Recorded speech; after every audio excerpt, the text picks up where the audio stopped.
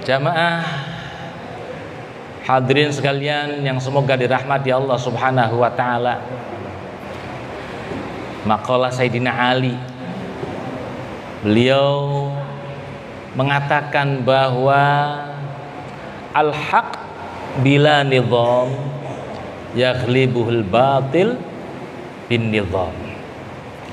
Kalau kebenaran ini tanpa terorganisir dengan baik, nggak ada organisasinya, nggak ada yang memanagenya, nggak ada saling silaturahimnya yang menyatukan, maka akan dikalahkan oleh kejahatan yang terorganisir dengan baik. Beberapa hari ini kita dengar bagaimana orang dengan yakinnya bisa membunuh dirinya sendiri yang mengatakan, dan dia mengatakan itu jihad. Matinya mati syahid katanya. Kalau kata Ustadz Rafiq, matinya mati sangit. Sangit dada. Sangit. A'udzubillahi minasyaitonirrajim. Wa may yaqtul mu'minan muta'ammidan. Kalau ada orang membunuh orang yang beriman dengan sengaja, tidak ada alasan yang dibenarkan oleh syariah, fajazauhu jahannam khalidan fiha. Itu balasannya Masya Allah, jahannam khalidan fiha. Itu orang yang membunuh orang yang beriman dengan sengaja. Lah kok bisa dibilang mati syahid? Ya. Kok bisa membunuh dengan sengaja dibilang mati syahid? Yang ada mati sangit. Nah, ini hati-hati. Hati-hati. Hidup di Indonesia itu Masya Allah nikmat. Hidup di Indonesia nih. Bisa sholawatan nikmat.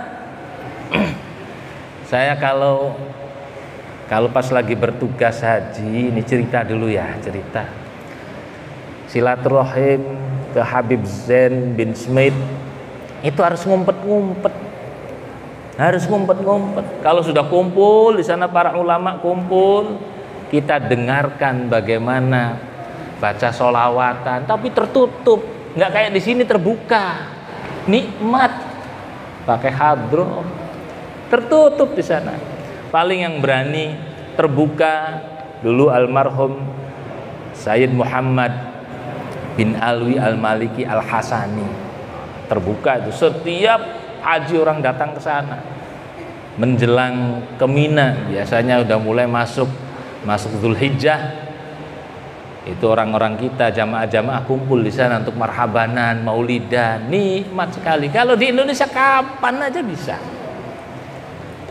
pengajian kapan aja bisa. Jajal di Saudi, kalau nggak langsung ditutup. Di Mesir, di Istanbul, Turki, nggak seperti di Indonesia. Nikmat ngadain pengajian kapan aja nikmat. Loh, negara yang demikian luar biasa, memudah melakukan ibadah, kok dibilang negara kafir, negara tauhid. Lah, sampai mereka menganggap halal darahnya sehingga tentaranya halal dibunuh, pemerintahnya halal dibunuh. Ini dari mana?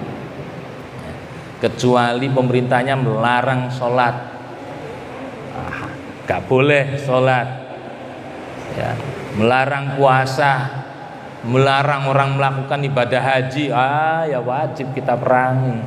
Lah wong nikmat ke ibadah kita di sini nikmat, sholat nikmat, puasa nikmat, nggak ada larangan. Ibadah haji difasilitasi. Nah, tidak bermaksud membela personal, tidak bermaksud siapapun presidennya. Indonesia alhamdulillah selama masih seperti ini, ya mestinya kita dukung siapapun nanti yang jadi presidennya, siapapun. Hadirin sekalian, yang dirahmati Allah Subhanahu wa taala. Ini hati-hati. Hati-hati anak-anak muda yang dicuci otaknya. Dicuci otaknya. Maka biasanya pelaku-pelaku bom bunuh diri itu bukan orang-orang yang punya riwayat jejak kehidupan sosial yang bagus. Nah, rata-rata biasanya stres. Orang stres, orang pelaku dosa besar, langsung dijejalin, kamu telah melakukan dosa besar. Gak ada harapan kamu untuk hidup nikmat di akhirat nanti. Satu-satunya jalan kamu harus jihad fisabilillah. Untuk dapat surga, bunuh orang-orang kafir. Nah, ini ajaran-ajaran sesat tuh. Bahkan orang-orang muslim pun dianggap kafir oleh mereka. Ya, tentara-tentara dianggap kafir oleh mereka. Nah, ini bahayanya tuh, dicuci otaknya sama mereka untuk bisa masuk surga dengan jalan yang pintas. Loh, kalau mau masuk surga, betul itu masuk surga, mestinya dia aja yang bunuh diri, jangan ngajak orang lain. Nah, nyatanya dianya enggak. Justru orang-orang yang diajak untuk membunuh dirinya. Lah, ini na'udzubillah. Jangan sampai anak-anak kita ada yang tercuci otaknya sehingga dengan mudah mau diperintahkan untuk menjadi alat-alat mereka melakukan bom bunuh diri. Na'udzubillah min dzalik. Aliran-aliran ekstrem ini banyak. Dan sejak zaman Rasulullah sudah ada. Sejak zaman Rasulullah sudah ada. Bahkan Sayyidina Ali karamallahu wajhah itu dibunuh oleh umat Islam sendiri yang hafal Quran. Abdurrahman bin Muljam pernah diutus oleh sahabat Umar untuk mengajarkan Al-Quran di Mesir. Yaitu Abdurrahman bin Muljam, hafal Quran. Tapi terpengaruh pemikiran ekstrim Khawarij. Hati-hati. Sayyidina Ali, menantunya Rasulullah Sallallahu Alaihi Wasallam, yang dikatakan oleh Rasulullah sebagai babul ilmi, pintunya ilmu, kok dikafirkan sampai dibunuh. Lah, ini kan kalau nggak orang sesat nggak mungkin melakukan itu. Abdurrahman bin Muljam. Sekarang kita juga dengar di pemberitaan ada ISIS ya. ISIS saat menghancurkan Irak, saat menguasai Irak, punten, mereka bukan hanya membunuh tapi memperkosa wanita-wanita yang ada di Irak. Alasannya apa? Alasannya mereka adalah budak-budak kalah perang.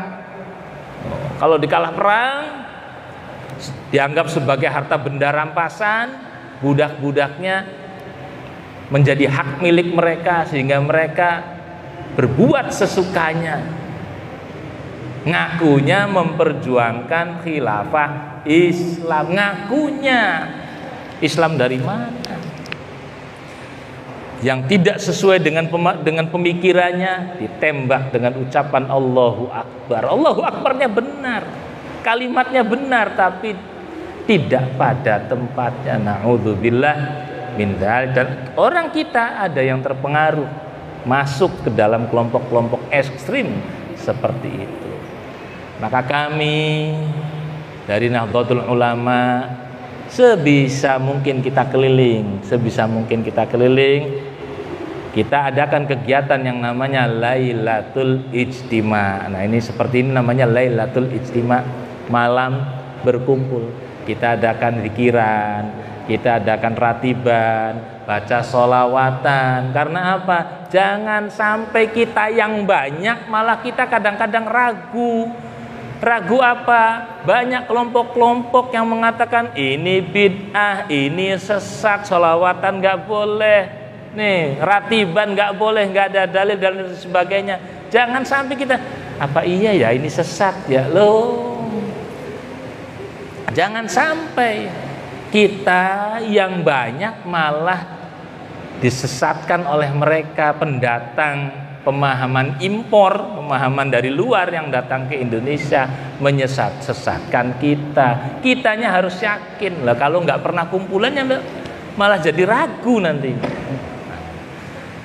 Ini perlunya kita mengadakan Lailatul Istima untuk apa? Untuk kita merekatkan pemahaman keimanan kita supaya tidak mudah disesatkan oleh pandangan-pandangan yang datangnya dari luar. Kita yakin yang kita lakukan, ratiban yang kita lakukan, tahlilan yang kita lakukan, maulidan yang kita lakukan, ini sudah dikaji oleh para ulama terdahulu. Yakin, kita lanjutkan, kita teruskan, jangan ragu dengan pendapat ustadz-ustadz baru yang mengatakan ini bid'ah karmu aja lah. Terserah, bid'ah untuk dia, untuk kita tidak.